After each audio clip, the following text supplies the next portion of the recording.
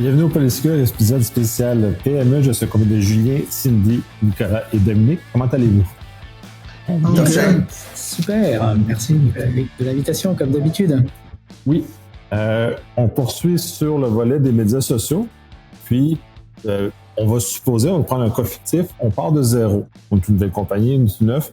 Quelles sont les étapes qu'on devrait prendre pour constituer notre présence sur les médias sociaux correctement et qu'on parte d'un bon pied et que ça nous suive tout le temps après?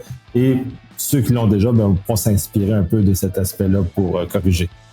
Ceux qui découvrent ce podcast et qui n'ont pas écouté le dernier, on vous conseille fortement d'aller le réécouter. Si vous n'êtes pas sûr de pourquoi est-ce que ce podcast est important, on va vous l'expliquer pendant 15 minutes. Moi, je mets mon chapeau de virtual CISO. OK, on va faire des médias sociaux. C'est important pour développer la business. Par contre, on ne veut pas faire ça n'importe comment. On sait que ça a de la valeur, on sait que c'est important, on sait qu'on va pouvoir générer du revenu. Donc, c'est un asset, un actif important de l'entreprise, donc il faut faire comme il faut. Maintenant, comment on choisit? Généralement, les gens auront déjà un compte Facebook personnel. Très souvent, c'est le cas. Un compte Instagram et un compte LinkedIn perso. Généralement, de nos jours, tout le monde a pas mal ces comptes-là. Donc, quand tu veux avoir une présence plus professionnelle, dans le cas de Facebook, ça va être de créer une page professionnelle. Donc, on ne crée pas un deuxième compte Facebook, on crée vraiment une page qui est associé dans un premier temps à notre compte Facebook personnel. Et après, on utilise un outil gratuit offert par Meta qui s'appelle un portefeuille business, qui est un peu comme une grosse boîte à chaussures qui permet de tout mettre au même endroit, nos ressources importantes, comme une page Facebook professionnelle. Mais pourquoi on ne créerait pas un compte générique, marketing, le nom de ma compagnie ou un compte de service? Un compte qu'on pourrait partager, ça éviterait plein de problèmes. Parce que ça enfreint les règles. Il faut pas chercher plus loin, c'est que les plateformes comme Facebook et LinkedIn veulent que le compte personnel soit au nom d'une personne, donc prénom et nom de famille réel. Et donc, si tu crées un compte générique Astro le robot ou le nom de ta compagnie, ça enfreint les règles. Donc, il suffit que l'algorithme te chope et te demande de valider ton identité. Pour une chance pour trouver un permis de conduire qui match avec le nom de ton compte. C'est là que tu falsifies des preuves, tu te fais un permis Astro le robot et ça passera. C'est ça, un permis de conduire, ça va peut-être passer. Donc, c'est vraiment pour ça. C'est qu'en effet, pour ces plateformes-là, dans ce cas, par exemple, pour Instagram, là, tu peux avoir, un compte au nom de ta compagnie, ça va. Mais dès qu'on parle de compte Facebook ou LinkedIn, c'est une page professionnelle. Et le compte perso, c'est toujours associé au nom et prénom de la personne. Donc, tu veux dire que ça doit être écrit dans les 170 pages de I agree qu'on clique sans faire attention. Oui. Tout à fait, il faut trouver, c'est dans une des pages, mais oui, tout à fait. Et ça, souvent, c'est beaucoup des erreurs que je vois. En effet, dans les compagnies, ils créent une page, mais en compte, et là, un jour, l'algorithme les chope, demande une validation d'identité, ne peuvent pas la fournir, ils viennent de perdre leur compte. Donc oui, clairement une page professionnelle et dans un portefeuille business. Et comme ça, tu vas être vu par Meta comme une entreprise parce que c'est ce que tu viens de créer. Alors que si tu la laisses associée à ton compte Facebook uniquement, là, tu es vu comme un particulier qui a une page personnelle de vacances, par exemple. Et donc là, tu auras beaucoup moins d'aide le jour où tu en as besoin. Donc ça, c'est une bonne pratique à avoir. Et ça permet aussi de créer un compte publicitaire si tu veux faire de la publicité sur Meta, ce que beaucoup de gens font. Et du coup, de l'associer à l'entité de ton entreprise et non de nouveau à ton compte personnel. Et donc, de nouveau, ça permet de mieux gérer tes actifs et de vraiment faire la publicité sans être toi directement attaché. Et ça permet aussi de travailler avec des agences marketing ou des stratèges médias qui peuvent t'aider à faire la publicité et garder le contrôle, surtout la propriété de ton compte publicitaire. Alors ça, c'est un problème que je vois beaucoup dans des compagnies. C'est bien faire affaire avec des agences marketing, c'est leur rôle de t'aider à animer tes réseaux sociaux, à faire des campagnes de pub. Mais si c'est eux qui ont parti ton compte de pub, tu vas être prêt à travailler avec eux à vie. Sinon, tu vas devoir repartir de zéro le jour où tu décides d'aller voir ailleurs. Et ça, c'est un gros problème pour bien des compagnies qui le réalisent malheureusement trop tard. Mais pourtant, ça va être plus simple de laisser... Comment on peut donc bien créer un compte Facebook, Enterprise ou publicitaire? Ou tu sais, ça serait quoi les bons steps à prendre pour créer ce genre de compte-là? Ça va vraiment être dès que tu as ton compte Facebook personnel, tu crées ton portefeuille business, tu mets ta page pro à l'intérieur, comme ça tu sais qu'elle est associée à ton entreprise. Et après, tu as des onglets pour les comptes de eux qui permettent de créer le compte publicitaire et de l'associer à ce même portefeuille, donc en gros à l'entité de l'entreprise. Et donc en faisant ça, c'est vraiment la seule manière de créer le compte efficacement, c'est vraiment ça. En fait, tout compte Facebook a un compte de pub personnel qui est associé par défaut à son compte dès qu'il est créé. Mais si tu es une entreprise, ben, tu peux créer un autre compte qui est vraiment distinct, qui est vraiment associé à l'entreprise. Et c'est ce qui permet de faire de la pub de manière efficace et sécuritaire. Et aussi de donner accès à des agences marketing de nouveau de manière sécuritaire, tout en gardant le contrôle sur ton compte. Pareil pour les pages. Et LinkedIn, c'est un peu le même principe. Tu as aussi une plateforme de gestion comme Meta qui permet de nouveau gérer ta page professionnelle et contrôler qui a accès à la page et de donner des accès délégués à d'autres partenaires, tout en gardant la propriété de tes actifs sociaux, et c'est en fait le plus important. Donc ça, c'est vraiment les bonnes pratiques. Évidemment, tout ce qui est la sécurité qu'on a vu, ça s'applique de nouveau.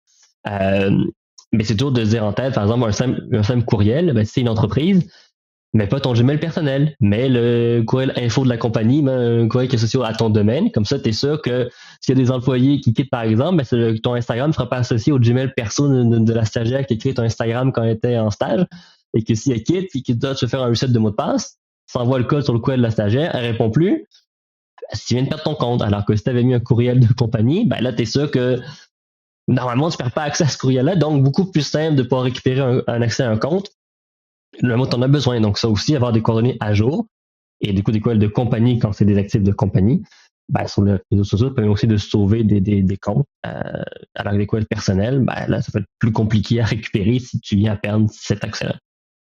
Mais justement, dans ce cas-là, le fait de faire, c'est très une bonne idée dans ce cas-là d'aller toujours faire affaire avec des agences de communication et marketing. C'est leur spécialité. Ils doivent être experts là-dedans dans la bonne gestion saine des comptes et t'aider justement à... Je me dis quoi, la Kiri? Right.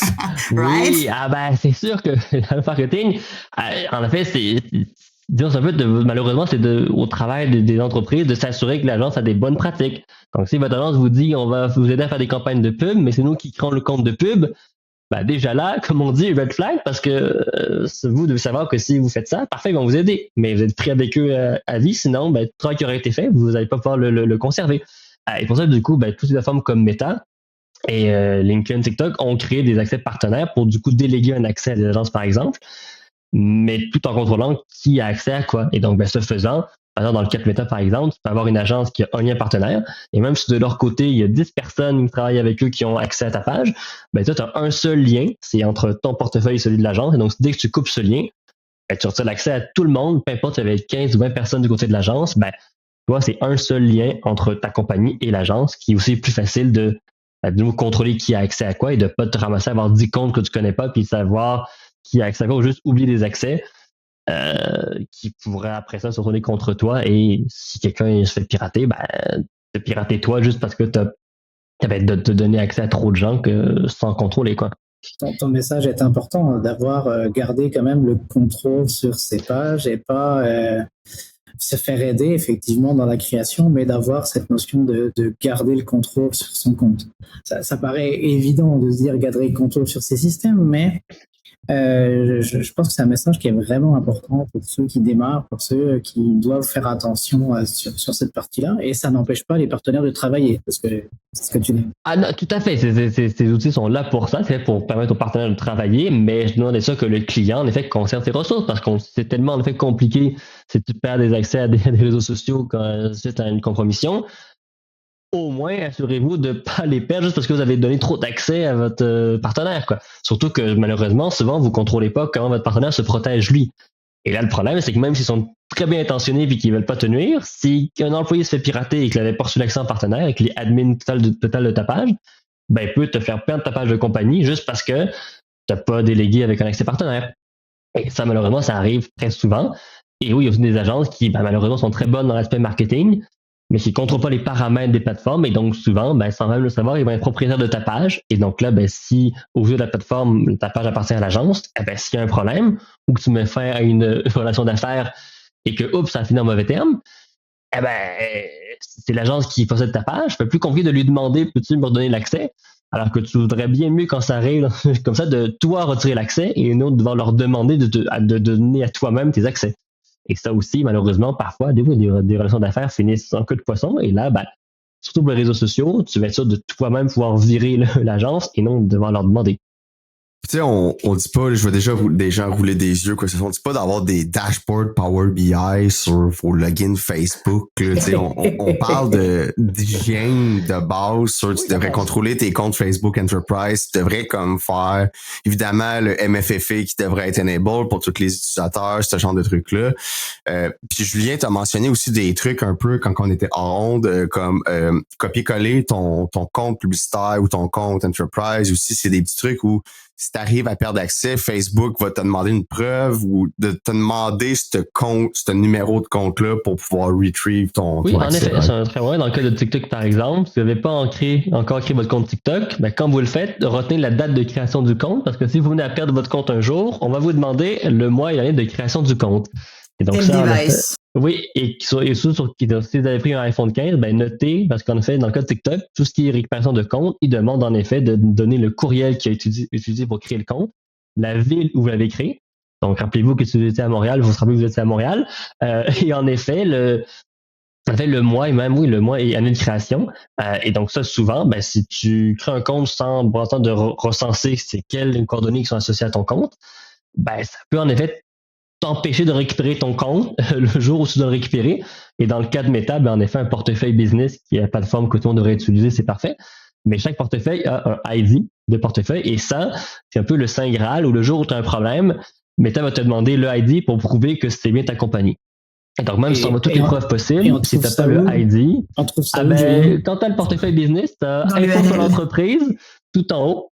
Et là, ça va être écrit en gros ID du portefeuille business. Et du coup, tu peux pas le louper. C'est clairement indiqué. Ou dans l'URL, sinon de ta page. Oui, en effet, si tu es sur Meta Business dans ton portefeuille, l'URL, tu auras aussi le ID. Mais sinon, dans le portefeuille business, ou c'est appelé Business Manager ou Business Portfolio, vous avez un onglet tout en haut à gauche, juste à droite de Meta Business, qui s'appelle Info sur l'entreprise. Et là, ben, tu as les infos légales, mais aussi le ID. Et ça, oui, dans le cas de Meta, ça peut sauver.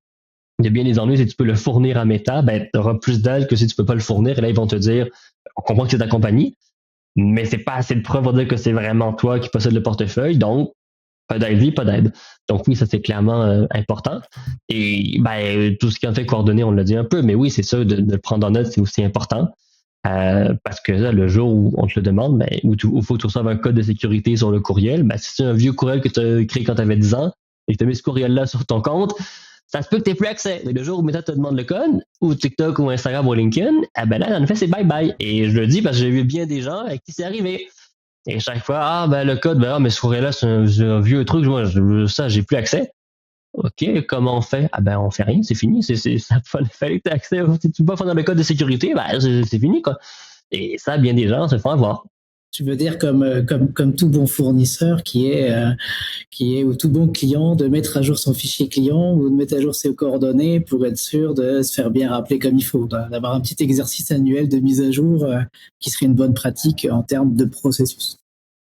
Exact. Je vois le temps qui passe. Il y a un autre enjeu que je vois beaucoup de gens qui vont se poser, que c'est bien beau de mettre en place toutes les sécurités. Mettons même que tu as challengé ton agence, elle te prouve qu'elle a des bonnes pratiques de cybersécurité.